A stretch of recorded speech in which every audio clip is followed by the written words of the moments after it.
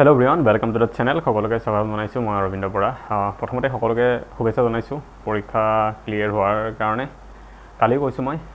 ইমানখিনি মানুহৰ মাজৰ পৰা কেইটামান মাত্ৰ পোষ্টৰ আপোনালোকে আহি পোৱাটো এটো এটা হসাকে গৌৰৱৰ বিষয় আপোনালোকৰ কাৰণে প্ৰতিজনৰ কাৰণে নিজক লৈ গৌৰৱ কৰা উচিত আপোনালোকৰ কনফিডেন্স বহুতখিনি বাঢ়িব ইমানখিনি লৈকে আপোনালোকে আহি পোৱাৰ পিছত মোৰ শুভেচ্ছা সদায় আছে আগলৈও অন্য লাগিলে কিবা পৰীক্ষা হলেও মই আপোনালোকক সহায় কৰিবলৈ সদায় আসো আজি আমি কথা পাতিম ইয়াৰ পিছৰ প্ৰসেসখিনি ওপৰত যেহেতু বহুতখিনি মেছেজ মই পাইছিলো ইনবক্সত আৰু আমাৰ স্কিল টেষ্টৰ যেটো গ্ৰুপ আছে তাতেও কোনবাই কৈছিলে তো ইয়াৰ পিছৰ প্ৰসেসখিনি কি হ'ব হেতু বিষয় আমি কথা পাতিম ইয়াতে যোৱাবাৰ কেনেকৈ হৈছিল এক্স্যাক্টলি আমি তাৰ ওপৰত বেস কৰি পেলাই কাৰণ ইয়াৰ পিছত কি হ'ব হেতুটো মই নাজানো কিন্তু যোৱাবাৰ যেনেকুৱা হৈছিল এবাৰো হেনেকুৱা হোৱাৰ চান্স আছে গতিকে যোৱাবাৰ মোৰ এক্সপেৰিয়েন্সখিনি লৈ পেলাই মই কথাকেইটা কম ইয়াতে এতিয়া ৰিজাল্ট দিলে আমি কেৱল ৰিজাল্ট গম পাওঁ যে পাস কৰিছো নে ফেল কৰিছো আপোনালোকে পাস কৰিছে গতিকে গম পায় নেক্সট আপোনালোকে কোড পোস্টিং পাব কি পোষ্টত পাব ডিপাৰ্টমেন্ট কি হ'ব সেই তিনিটা বস্তু গম নাপায় কি পোষ্টত পাব কোনটো ডিপাৰ্টমেন্টত পাব আৰু অফিস কোনটো হ'ব মানে লোকেশন কি হ'ব আপোনালোকে সেইটা কথা গম নাপায় যোৱাবাৰ কি হৈছিল ৰিজাল্ট দিয়া 3-4 দিনৰ পিছত ৰেন্ডমাইজেচন কৰাৰ পিছত তেওঁলোকে কি কৰিছিল পোষ্ট আৰু ডিপাৰ্টমেন্ট এলট কৰি দিছিল এতিয়া যেনেকৈ কথাটো কলো আপুনি ধৰি লওক মাৰ্কছৰ বেসিছত যেহেতু দিম বুলি কৈছে গ্ৰেড পে মানে যাৰ বেছি মাৰ্কছ হি হায়াৰ গ্ৰেড পে পোষ্ট যেনেকৈ গ্ৰেজুৱেট উইথ কম্পিউটাৰ কথা কৈছো মই তাতে পঞ্চায়ত সেক্ৰেটাৰী পোষ্টটো আছে গ্ৰেজুৱেট উইথ কম্পিউটাৰ পাস কৰা মানুহে পাব তাতে এসিস্ট্যান্ট ভিডিও পোষ্টটো পাব আৰু জুনিয়ৰ এসিস্ট্যান্ট পাব কম্পিউটাৰ অপাৰেটৰ পাব এলডিও পাব ঠিক আছে এতিয়া জুনে যাৰ মাৰ্কছ বেছি আছে গ্ৰেজুৱেট উইথ কম্পিউটাৰতে হৈছে পাস কৰিছে লিখা আছে সেই বুলি ৰিজাল্টত আপোনালোকৰ মানে মিনিমাম কোৱালিফিকেশন হোৱে এনেকা বুলি লিখা আছে ন তো তাতে পাইছে কিন্তু যাৰ মাৰ্কছ বেছি আছে যেনেকৈ ধৰি লওক কাট অফ 140 মান গৈছে মই 145 পাইছো গ্ৰেজুৱেট উইথ ডিপ্লোমা কম্পিউটাৰ ডিপ্লোমাত পাইছো আৰু কোনোবাই 150 পাইছে তেওঁ গ্ৰেজুৱেট উইথ কম্পিউটাৰ ডিপ্লোমাতে পাইছে কিন্তু মুটকে বেছি মাৰ্কছ পাজনে কি হ'ব এতিয়া তেওঁ পঞ্চায়ত সেক্ৰেটাৰী 07600 গ্ৰেড পে হয় ঠিক আছে আৰু কিছুমান এনেকা পোষ্ট আছে এসিস্ট্যান্ট ভিডিও হেবিলাকত তেওঁলোকে পাই যাব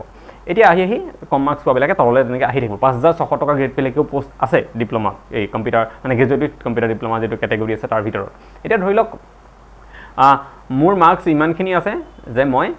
জুনিয়ৰ এসিস্ট্যান্ট পোষ্টত পালো ঠিক আছে 6200 টকা grade pay post junior assistant সাধাৰণতে তাত পালো মই আৰু মোৰ নিচিনা বহুতে হেতু ৰেংকত সেম মাৰ্কছ পাইছে বা তেনেকুৱা মাৰ্কছত আহি পেলাই বহুতে 6200 টকা গ্ৰেড পেট পাইছে ঠিক আছে 6200 টকা গ্ৰেড পেট পোৱা বহুতখিনি ষ্টুডেন্ট আছে সেই গ্ৰেড পেটত নিজৰ মাৰ্কছ হিচাপত পোৱা এতিয়া তাতে কম্পিউটাৰ অপাৰেটৰ কাক বনাব জুনিয়ৰ এসিস্ট্যান্ট কাক বনাব আৰু ডিপাৰ্টমেন্ট কোড দিব সেইটো বস্তু ৰেন্ডমাইজেচন কৰা হ'ব ঠিক আছে মোক ধৰি লওক জুনিয়ৰ এসিস্ট্যান্ট বনাই দিলে এটা কোনটো ডিপাৰ্টমেন্টত যদি সবকে খুধে কোন ডিপাৰ্টমেন্টত যাব বিচাৰা আজি ইয়াতে 100% ষ্টুডেন্টে হয়তো ওলাই যাব জনে কব মই পিডব্লিউডি যাব বিচাৰিছো বুলি কাৰণ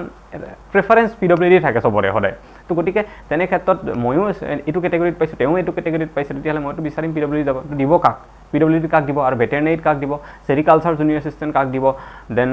আপোনাৰ বাকি পিএইচসি ইৰিগেশন তাত কাক দিব তো এটো অলপ খেলিমেলি হৈ যাব সেই ডিপাৰ্টমেন্ট বিলাক ৰেন্ডমাইজেচন কৰিব কোনে কত পাব ঠিক আছে ৰেন্ডমাইজেচন হোৱাৰ পিছত আপোনাৰ পোষ্ট কি পাইছে জুনিয়ৰ এসিস্ট্যান্ট পাইছে নে কম্পিউটাৰ অপাৰেটৰ নে আপুনি পঞ্চায়ত সেক্ৰেটাৰী পাইছে নে আপুনি এসিস্ট্যান্ট ভিডিও পাইছে সেই পোষ্টটো দিব আৰু আপোনাৰ ডিপাৰ্টমেন্ট কোনটোত পাইছে হেতু দিব পঞ্চায়ত সেক্ৰেটাৰী হলে সাধাৰণতে পিএনআৰডি ডিপাৰ্টমেন্টতে হ'ব এসিস্ট্যান্ট ভিডিওৰ পিএনআৰডি ডিপাৰ্টমেন্টতে সাধাৰণতে থাকে বেছিভাগ পোষ্ট কিন্তু জুনিয়ৰ এসিস্ট্যান্ট আৰু কম্পিউটাৰ অপাৰেটৰ সব ডিপাৰ্টমেন্টত আছে অলমোষ্ট গতিকে সেইকাৰণে আপোনালোকে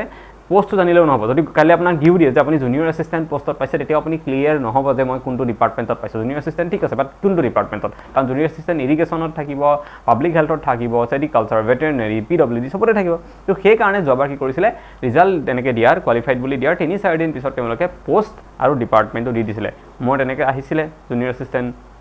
PWD building and national highway তাতে মই পাইছিলোঁ তো তাতেতো এতিয়া কৰিছোঁ চাকৰি তেনেকৈ দিছিলে ৰিজাল্ট মই পাহৰিছো মে 3-4 তাৰিখ মানে দিছিলে চাগে তাৰপিছত 7 তাৰিখ মানত নে 8-9 এনেকুৱা তাৰিখত পোষ্ট আৰু ডিপাৰ্টমেন্ট দিছিলে মোক দেন 10 তাৰিখটো এপইণ্টমেণ্ট দিছিলে এতিয়া আপোনালোকে ৰিজাল্ট গম পালে এই পোষ্ট আৰু ডিপাৰ্টমেন্ট দিলে পোষ্ট ডিপাৰ্টমেন্ট সেইকেইটা কথাও গম পাব 2-4 দিন পিছত হয়তো দিব আজিৰ পৰা হয়তো 5 দিন মান পিছত দেন ফাইনালি আপোনালোকে এটা কথা এতিয়াও নাজানে সেইটো হ'ল ক'ত চাকৰি পাব আপুনি জেগাটো ক'ত যেটো বহুতৰ এটা কথা আছে যে হোম ডিস্ট্ৰিক্ট পাম নে নাপাম কিবা এইবিলাক কথা যেটো সুধি থাকে তো সেইটো ইম্পৰ্টেণ্ট সেইটো আপোনালোকে একদম লাষ্টত গম পাব যিদিনাখন এপইণ্টমেণ্ট দিব সন্ধিয়া সময়ত এপইণ্টমেণ্ট দিয়ে অনলাইন আপলোড কৰিব তাতে ৱেবছাইটবিলাকত তাতে সবে নিজৰ ডিপাৰ্টমেণ্টৰ ৱেবছাইট কাৰণ আপুনি ডিপাৰ্টমেণ্টটো গম পাই যাব অলৰেডি কোনটো ডিপাৰ্টমেণ্ট পাইছে তো আপোনাৰ এপইণ্টমেণ্টখনৰ কাৰণে আপুনি সেই ডিপাৰ্টমেণ্টৰ ৱেবছাইটত যাব লাগিব ঠিক আছে তো আপুনি তেনেকৈ পালে ফাইনেল এই কথাটো কোন জেগাত পাইছে কোনটো অফিচত আপুনি পাইছে সেই অফিচৰ এড্ৰেছৰ সৈতে গোটেইখিনি লিখা থাকিব এপইণ্টমেণ্ট লেটাৰ এখন তো অনলাইন এপইণ্টমেণ্ট লেটাৰ আহি যাব এই গোটেইখিনি প্ৰচেছ হৈ গ'ল ঠিক আছে 25 তাৰিখ বা 26 তাৰিখে এপইণ্টমেণ্ট দিম বুলি কৈছে আৰু তাৰ ভিতৰতে এই গোটেইখিনি কাম বাকীখিনি হৈ যাব যিখিনি কথা আমি এতিয়ালৈকে পাতিলোঁ এই মুহূৰ্তলৈকে তো 25 তাৰিখে ধৰি লওক এপইণ্টমেণ্ট দিলে আপুনি চব গম পাই গ'ল পোষ্ট গম পালে ডিপাৰ্টমেণ্ট গম পালে আপুনি কোনটো অফিচত পাইছে বোলে মই নলবাৰী ডিভিজন PWDত পাইছোঁ বা মই ৰঙিয়া ডিভিজন PHC পাইছোঁ বা মই যোৰহাট ডিভিজন তাতে ভেটেৰিনেৰী আছে মই ভেটেৰিনেৰীত পাইছোঁ তাতে যি পালে আপুনি গম পাই গ'ল ঠিক আছে তাৰ নেক্সট কি হ'ব তাৰ নেক্সট আপোনালোকক ডকুমেণ্ট ভেৰিফিকেশ্যনৰ কাৰণে মাতিব আকৌ এবাৰ ভালকৈ ডকুমেণ্ট ভেৰিফিকেশ্যন এবাৰ হ'ব তাতে কেনেকৈ হ'ব ডকুমেণ্ট ভেৰিফিকেশ্যন যোৱাবাৰ 1 তাৰিখৰ পৰা জইনিং কৰিবলৈ দিছিলে হয়নে মে 10 তাৰিখে এপইণ্টমেণ্ট দিছিলে 1 জুনৰ পৰা 15 জুনৰ ভিতৰত জইন কৰিবলৈ দিছিলে এইবাৰো মই ভাবিছোঁ 1 নৱেম্বৰৰ পৰা 15 নৱেম্বৰৰ ভিতৰত জইনিং কৰিব দিব আৰু ইনফেক্ট অলপ দেৰি হ'বও পাৰে 1 ডিচেম্বৰো হৈ যাবগৈ পাৰে সেইটো ঠিক নাই বা অলপ 15 নৱেম্বৰ বা 10 নৱেম্বৰৰ পৰাও দিবগৈ পাৰে কাৰণ মাজত মাত্ৰ 5 দিনহে সময় থাকিব 25 তাৰিখে যদি এপইণ্টমেণ্ট দিয়ে গতিকে এবাৰ 1 ডিচেম্বৰৰ পৰা দিয়াৰ চান্সো কিন্তু আছে এইটো এতিয়া বাৰু ক'ব নোৱাৰোঁ এটা জাষ্ট এণ্টিচিপেশ্যন মোৰ নিজৰ সেইটো তো যি দিয়ক বাৰু 1 নৱেম্বৰ দিয়ক বা 1 ডিচেম্বৰ দিয়ক তো যদি 1 নৱেম্বৰৰ পৰা জইনিং তেওঁলোকে কৰিবলৈ দিয়ে সেইটো কথাটো হেৰিয়ত লিখা থাকিব এপইণ্টমেণ্ট লেটাৰখনতে সেইটো কথা লিখাই থাকিব কেতিয়া জইনিং কৰিব লাগে বুলি তো তেতিয়াহ'লে আপোনালোকৰ কি হ'ব সেই জইনিঙৰ আগে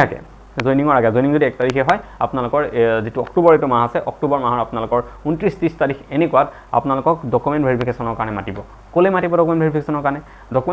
আপোনালোকক মাতিব যদি সৰু ডিপাৰ্টমেণ্ট হয় যেনেকৈ ভেটেৰিনেৰী চেৰিকালচাৰ এইবোৰ ডিপাৰ্টমেণ্টত বহুত বেছি মেন পাৱাৰ নাথাকে কম থাকে বস্তু কম আছে তাতে সেইবিলাকৰ কাৰণে যিহেতু বেছি পোষ্ট নাই গুৱাহাটীত যিটো তেওঁলোকৰ অফিচ থাকে গুৱাহাটী হেড অফিচত মাতিব গোটেই অসমত যিমানে ভেটেৰিনেৰীত পাইছে তাতে মাতি পেলাই চবৰে আকৌ এবাৰ ডকুমেণ্ট ভেৰিফিকেশ্যন এবাৰ ডিপাৰ্টমেণ্টেল ভেৰিফিকেশ্যন হ'ব সেইটো ডিপাৰ্টমেণ্টে কৰিব ইয়াৰ আগতে কৰিছিলে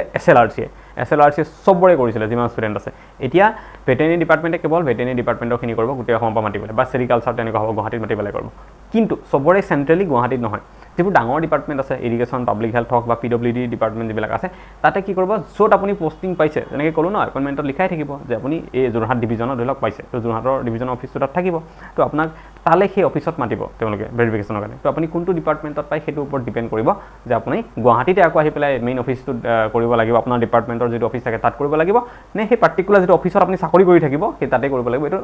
মানে আপুনি দিলে লাহেকৈ গম পাব তেওঁলোকে সেইটো নটিফাই কৰিব সময়ত আপোনালোকে নটিচ ওলাই থাকিব তাৰ জৰিয়তে সকলো কথা গম পাই থাকিব ঠিক আছে এতিয়া ডকুমেণ্ট ভেৰিফিকেশ্যনত আপুনি যাব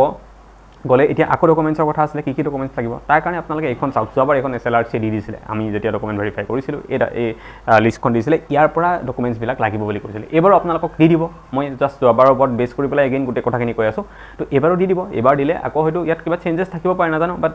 ইমান চেঞ্জেছ থকাটো দৰকাৰ নহয় কাৰণ বাকী গোটেই প্ৰচেছখিনি আগৰ নিচিনাকৈ হৈ গৈ আছে যোৱাবাৰ নিচিনাকৈ এইটো তেনেকৈ হ'ব ইয়াত আপোনালোকে চাওক প্ৰথমে পাছপৰ্ট চাইজ ফটো লাগিব আপোনালোকক নিজৰ 2 কপি লৈ যাব আপোনালোকে দেন আপোনালোকৰ অনলাইন এপ্লিকেশ্যন ফৰ্মখন লাগিব এতিয়া বহুতে কৈছে মোৰ ফৰ্মখন নাই তো আপোনালোকে ইউটিউবত যাওক অলপমান ভিডিঅ' বিচাৰক কেনেকৈ ডাউনলোড কৰিব লাগে ভিডিঅ' পাই যাব সেই প্ৰচেছ মতে গৈ পেলাই তেওঁলোকে দেখাই দিব ভিডিঅ'বিলাকত সেইমতে এপ্লিকেশ্যনখন ডাউনলোড কৰি পেলাই প্ৰিণ্ট আউট কৰি লৈ আহিব লাগিব ঠিক আছে সেইখন কিন্তু লাগিব ঠিক আছে দুটা বস্তু মই ক'লোঁ 2 নম্বৰ যিটো লিখা আছে এডুকেশ্যনেল কোৱালিফিকেশ্যন চাৰ্টিফিকেট ইয়াতে এডুকেশ্যনেল কোৱালিফিকেশ্যন চাৰ্টিফিকেট মানে আপোনালোকৰ হায়েষ্ট কোৱালিফিকেশ্যন যিটো লাগিছে আপোনালোকৰ যিটো মানে কেটেগৰীত আপুনি পাছ কৰি আছে যদি SSLC ছায়েন্স কেটেগৰীত কৰি আছে দেন SSLC পাছখন লাগিব আপোনালোকক মেট্ৰিক বা 8ৰ দৰকাৰ নাই যদি 8 লেভেলত যোনে পাছ কৰিব এতিয়া গ্ৰেড 4 দিয়াৰ পিছত তেতিয়া তেওঁলোকে সেইখন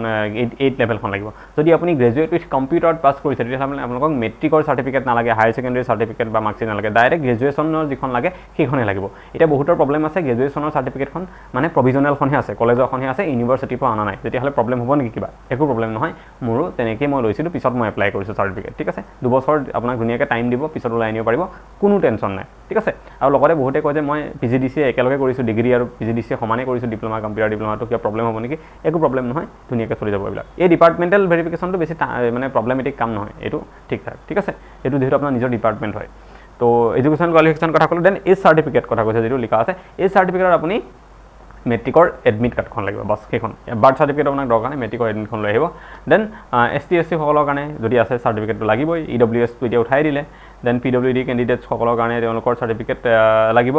দেন এক্স ছাৰ্ভিচমেন হ'লে তাৰ লাগিব মেডিকেল ফিটনেছ চাৰ্টিফিকেট লাগিব এইটো চবকে লাগিব তো মেডিকেল চবকে মানে কি আমাৰ যিখিনি PWD কেণ্ডিডেটৰ বাহিৰে বাকীখিনি মেডিকেল ফিটনেছ চাৰ্টিফিকেট লাগিব আপোনালোকে সেইখন ক'ৰ পৰা উলিয়াব পাৰিব আপোনালোকৰ যিবিলাক জইণ্ট ডাইৰেক্টৰ অফিচ থাকে ডিষ্ট্ৰিক্টবিলাকত তাৰ পৰা ওলাব পাৰিব ঠিক আছে joint director of health services থাকে ন তাতে গৈ পেলাই ওলাব লাগিব আপোনালোকে যিকোনো ডিষ্ট্ৰিক্টত ওলাব পাৰিব কোনো কথা নাই যে মোৰ য'ত অৰিজিনেল ঘৰ তাতে ওলাব লাগিব বুলি কথা নাই য'ত মন যায় আপোনালোকে ওলাব পাৰিব সেইখন ল'ব লাগিব 100 টকামান লৈ চাগে পইচা নে নলয়ও কেতিয়াবা তো সেইখন আপোনালোকে তাত গ'লে অফিচবিলাকত গ'লে পাই যাব গৈ পেলাই জইন ডাইৰেক্টৰ অফিচত গৈ পেলাই ক'লেই হ'ল যে এনেকৈ চাকৰি পাইছোঁ ওলাব লাগিছে তেওঁলোকে বুজি পায় এইবিলাক কথা তেওঁলোকক জনোৱা থাকে ইজিলি ওলাই দিব অলপমান টাইম লাগিব 1 ঘণ্টা 2 ঘণ্টাৰ ভিতৰত তেওঁলোকে সেইটো বনাই দিব সেইখন টেনশ্যন ল'বৰ কাৰণে then clearance from medical board of PWD category এইটো PWD কেটেগৰীৰ কাৰণে তেওঁলোকক মেডিকেল বৰ্ডৰ ক্লিয়াৰেঞ্চ চাৰ্টিফিকেট লাগিব দেন 9 নম্বৰ পইণ্টটো চাওক ইম্পৰ্টেণ্ট হয় 2 numbers of affidavit as per application letter এইটো ইম্পৰ্টেণ্ট হয় ঠিক আছে ইয়াতে দুখন এফিডেভিট লাগিব সেই এফিডেভিট দুখন কি হয় এখন আণ্ডাৰটেকিং আৰু এখন নটাৰাইজ এফিডেভিট লাগে একচুৱেলি এই দুটা বস্তু আপোনালোকে ক'ত পাব কোৰ্টৰ ডিষ্ট্ৰিক্ট কোৰ্টবিলাকৰ বাহিৰত যাব তাতে আপোনালোকৰ নটাৰী অফিচাৰ থাকে নটাৰীবিলাক থাকে নহয় তেওঁলোকে সেইটো আপোনালোকক বনাই দিব বা উকিল যিসকল থাকে নতুনকৈ পোৱা উকিলবিলাক থাকে তেওঁলোকে বাহিৰত থাকে লয়াৰ্ছসকল তেওঁলোকে আপোনালোকক এইটো বনোৱাত হেল্প কৰি দিব ধুনীয়াকৈ আপোনালোকে দুটা বস্তু এই যি দুটা এফিডেভিট লাগে সেই দুটা কি হয় এটাটো প্ৰথম হ'ল আপোনাৰ যে আপোনাৰ এগেইনষ্টত কোনো ক্ৰিমিনেল কেছেছ নাই বুলি আপোনালোকে এটা এফিডেভিট চাৰ্টিফাইড এফিডেভিট দিব লাগে মানে নিজে চাৰ্টিফাই কৰিব লাগে যেনেকৈ আগতে নিজে ওপৰত মানে মানুহৰ ওপৰত চৰকাৰৰ বিশ্বাস নাছিলে আগতে ডাইৰেক্ট পুলিচ ষ্টেচনত গৈ ভেৰিফাই কৰাব লগা হৈছিলে এতিয়া কৈছে যে ঠিক আছে আপোনাক আমি বিশ্বাস কৰি লৈছোঁ আপোনাৰ নাই বুলি বাট আপুনি আণ্ডাৰটেকিং এটা দি দিয়ক মোক এফিডেভিট যে শপতনামা বুলি কয় ন সেইটো দি দিয়ক যে আপোনাৰ এগেইনষ্টত কোনো নাই মানে যদি আপোনাৰ এগেইনষ্টত আছে কিবা কেছেছ আৰু আপুনি যদি দি দিলে কিন্তু পিছত গম পালে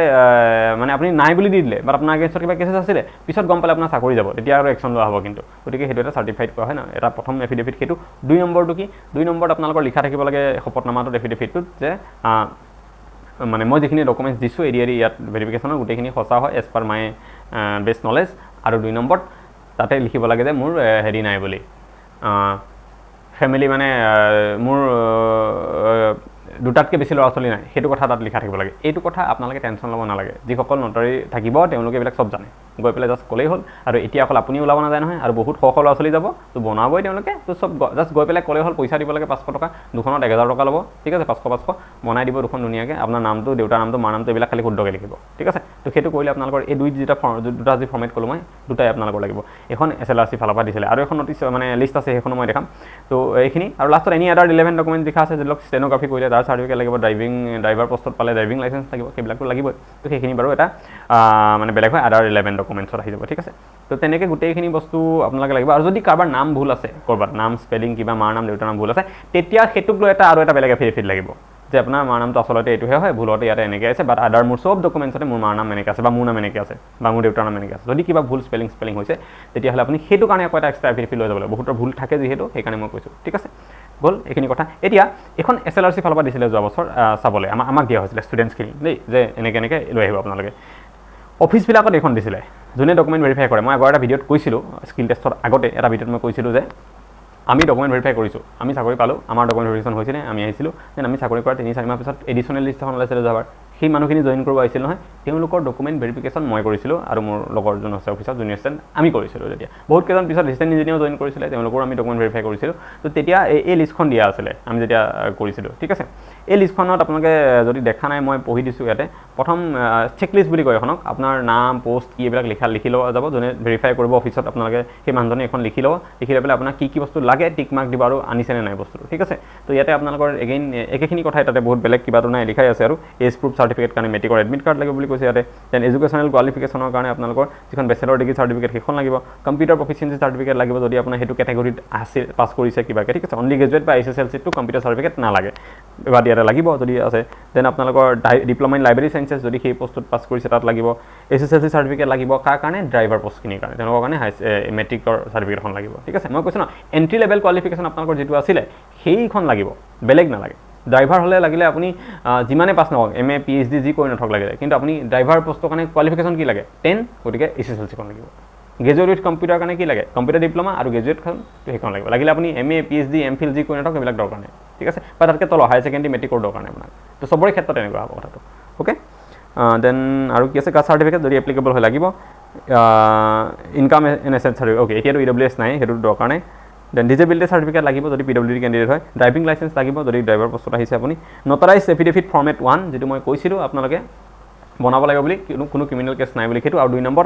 আণ্ডাৰটেকিং বা এফিডেভিট যিটো লাগিব যে আপোনাৰ স্মল ফেমিলি আছে মানে আপুনি হয়তো বিয়া পতা নাই বা যদি বিয়া পাতিছে দুটাতকৈ বেছি ল'ৰা ছোৱালী নাই বুলি আৰু লগতে আপুনি যিখিনি ডকুমেণ্টছ দিছে এইখিনি যে শুদ্ধ হয় বুলি এটা এফিডেভিটটো সেই দুটা এফিডেভিট লাগিব ঠিক আছে এইখিনি বস্তু লাগিব এনেকুৱা ধৰণে হোৱা যাব গোটেই ভেৰিফিকেশ্যন গোটেই প্ৰচেছটো আপোনালোকৰ তো এইখিনি যেতিয়া আপোনালোকৰ চাব গোটেইটো ঠিক হৈ যাব যদি ইয়াতে কিবা অকণমান দিগদাৰ হয় আপোনাৰ একো দিগদাৰ নাই এইটো এই ভেৰিফিকেশ্যনটো SLRC ভেৰিফিকেশ্যন নিচিনা হাৰ্ছ নহয় এইটো বহুত স্মুথলি চলে নিজৰ অফিচত হয় ন আপুনি সেই ডিপাৰ্টমেণ্টত এমপ্লয়ি হৈ গ'লে এতিয়া আৰু বৰ বিশেষ দিগদাৰ নাই আপোনাৰ তো সেইটো কাৰণে পাই যাব আৰু বহুতে ইয়াতে কি কৰিছে প্ৰভিজনেল লিষ্ট বুলি যিটো ওলাইছে সেইকাৰণে ওলাইছে মানে প্ৰভিজনেল ৰিজাল্ট বুলি যিহেতু ওলাইছে কাৰণ এই ভেৰিফিকেশ্যনটো হোৱা নাই এইখিনি হ'লে আপোনালোকে এইটো পাই যাব কাৰণ কাৰোবাৰ যদি পুলিচ কেছ থাকে কাৰোবাৰ এগেইনষ্টত তেওঁতো চাকৰিটো নাপাব তো সেইজনৰ কাৰণে এইটো প্ৰভিজনেল ৰিজাল্টে হ'ল ফাইনেল ৰিজাল্ট বুলি কৰিলে তেওঁকতো দিবই লাগিব পুলিচ কেছ থাকিলেও দিব লাগিব হয় নহয় তো সেইবিলাক কাৰণতে প্ৰভিজনেল ৰিজাল্ট বুলি লিখা আছে বাট এইটো ফাইনেল ৰিজাল্ট হয় বহুতে সেইটো কথাও সুধিছিলে যে ফাইনেল নহয় নেকি কাৰণ প্ৰভিজনেল বুলি লিখা আছে তেনেকুৱা একো প্ৰব্লেম নাই তো এই গোটেই কামখিনি কৰাৰ পিছত আপোনালোকৰ 1 তাৰিখৰ পৰা যদি জইনিং দিয়ে তাৰ আগত 30-29 এনেকুৱা তাৰিখত এইখিনি কাম আপোনালোকক কৰিবলৈ মাতিব গুৱাহাটীত মাতক বা আপোনালোকৰ ৰেস্পেক্টিভ অফিচ যিটোত পাব সেইটোতে হওক মাতিব এইখিনি কৰি পেলাই আপোনালোকে আহি যাব দেন আকৌ গৈ পেলাই জইনিং কৰিব এতিয়া বহুতে কি কৰে ডাইৰেক্ট একেবাৰে গুচি যায় ভেৰিফিকেশ্যন এইবিলাক যেতিয়া ডেট দিয়া থাকে কৰি পেলাই দেন 1 তাৰিখে জইন কৰি পেলাই তাৰপাছত ঘৰলৈ গুচি আহে সপ্তাহমান কাৰণ ছুটি ল'লে বহুতে কি কৰে ওচৰতে হ'লে যায় ভেৰিফিকেশ্যন কৰাই গুচি আহে নেক্সট আকৌ যেতিয়া জইনিং হ'ব 1 তাৰিখে আকৌ গুচি যায় আপোনালোকে একো টেনশ্যন ল'ব নালাগে আৰু জইনিঙৰ পিছতে 5-6 দিন আপোনালোকে ধৰি লওক ছুটি পাই যাব অলপ কথা পাতি ল'লে অফিচৰ আপোনালোকৰ যিজন DDO থাকিব DDO মানে আপোনালোকৰ যিজন বছ থাকিব অফিচৰ হাইয়েষ্ট পোষ্টত যোন থাকিব তেওঁৰ লগত কথা পাতিব অকণমান ক'লে আপোনালোকক ছুটি দিয়ে দিব এইটো কথা নাই এসপ্তাহ 5 দিন ইমান ছুটি দিব আপোনালোকে ঘৰত আহি প্ৰিপেৰেশ্যন কৰিবলৈ ৰুম শিফ্ট কৰা কিবা এইবিলাক গোটেইখিনি পাই থাকিব ঠিক আছে তো গোটেই প্ৰচেছটো মই ভাবোঁ এইখিনি যিখিনি আপোনালোকে জানিব লগা আছে তাৰপিছত অফিচ যাব লাগিব কাম কৰিব লাগিব সেইটোৱে আৰু কথা এইখিনি কথা যদি আৰু কিবা জানিব লগা থাকে কমেণ্ট ছেকশ্যনত কমেণ্ট কৰিলে মই নেক্সট আকৌ ৰিপ্লাই দিবলৈ চেষ্টা কৰিম তো আজিলৈ এইটো ভিডিঅ' ইমানেই আকৌ এটা নেক্সট ভিডিঅ'ত সোনকালে লগ পাম শেষত পুনৰবাৰ শুভেচ্ছা জনালোঁ আপোনালোকে পৰীক্ষা পাছ কৰাৰ কাৰণে ধন্যবাদ